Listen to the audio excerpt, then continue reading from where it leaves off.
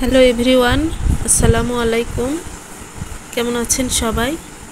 আশা করছি আল্লাহর রহমতে ভালো আছেন। আমিও ভালো আছি।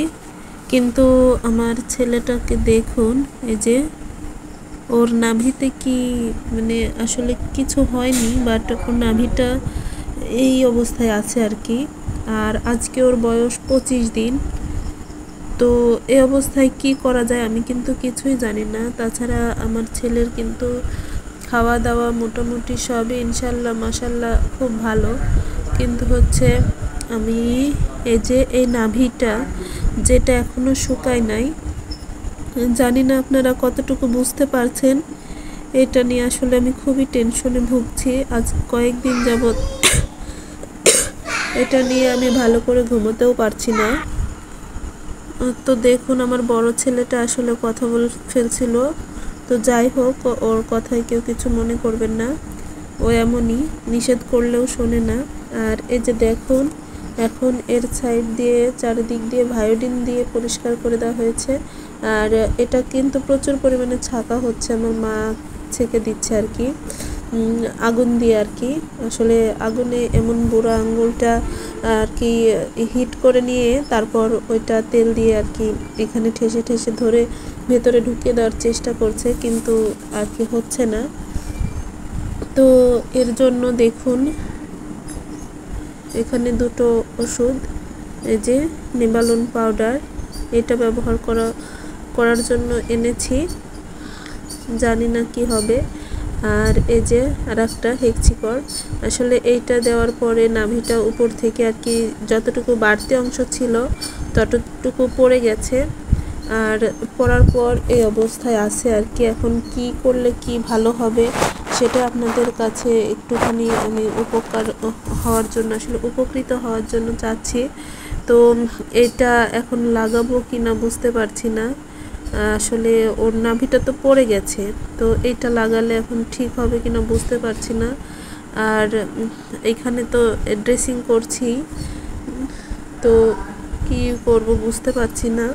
আর এই যে এই পাউডারটা আজকে আনা হয়েছে, এটা রাতে শোয়ার সময় দেব। আর মাকে বলেছি রাতে শোয়ার আগে আরও একবার আর কি একটু ছ্যাঁক দিতে। তো আপনারা প্লিজ আমার ছেলেটার জন্য দোয়া করবেন। আর আমার প্রথম যে সমস্যা, ওর নাভিটা আসলে জন্মানোর পর ডাক্তার এই নাভিটা ঠিক এতটুকু জায়গা রেখে দিয়েছিল নাড়ি, আর লাগানোর পর সামনে একটা ক্লিপ দিয়ে রাখছিল, বাট এইখানে একটু শক্ত করে সুতা দিয়ে যে বেঁধে দিতে হয় সেটা কিন্তু করেছিল না। আমার মন বলছে ঠিক সেই কারণেই এই অবস্থা হয়েছে। তাছাড়া এই যে আমার বড় ছেলে, ও কিন্তু বাসাতেই হয়েছে। ওর নাভিটা দেখুন বেশ সুন্দরভাবেই, কিন্তু খুব তাড়াতাড়ি আর কি ওটা 1 সপ্তাহের মধ্যে পড়ে গিয়েছিল, প্লাস শুকেও গিয়েছিল। এখন দেখুন এর মুড়িটা আসলে খুঁজে পাওয়া যাচ্ছে না, কিন্তু আমার এই ছোট ছেলেটার এমন কেন হলো আমি বুঝতে পারছি না।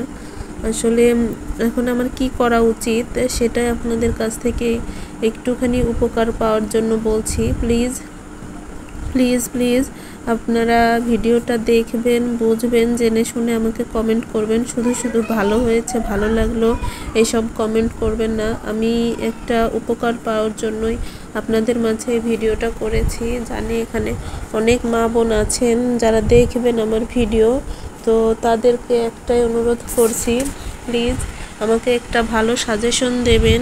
এই যে এই নেবালন পাউডার, এটা দিলেই ভালো হবে না অন্য কোনো পাউডার দিলে ভালো হবে, প্লিজ আমাকে একটু কমেন্ট করে জানাবেন। নাকি আমি কোনো ভালো চিকিৎসকের কাছে যাব সেটাও আমাকে বলতে পারেন।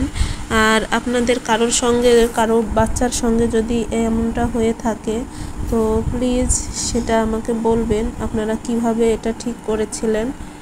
আসলে আমার প্রথম সন্তানের বেলায় এমন সমস্যা হয়েছিল না, কিন্তু এই ছোট ছেলেটার সময় এমন হলো, যার কারণে আমি বেশ ভয়ে ভয়ে আছি।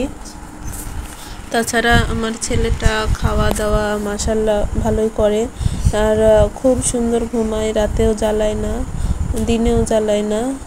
আর ওর বাথরুম করা প্রস্রাব করা সব কিছুই নর্মাল, সব কিছুই মাশাল্লাহ বেশ ভালো। ওর ওজন, স্বাস্থ্য সব কিছুই ডাক্তার বলেছে। আসলে যে নার্সটা মানে নার্সের হাতে ও হয়েছে, উনি উনি তখন বলেছে সব কিছুই ছেলের ভালো, ঠিক আছে।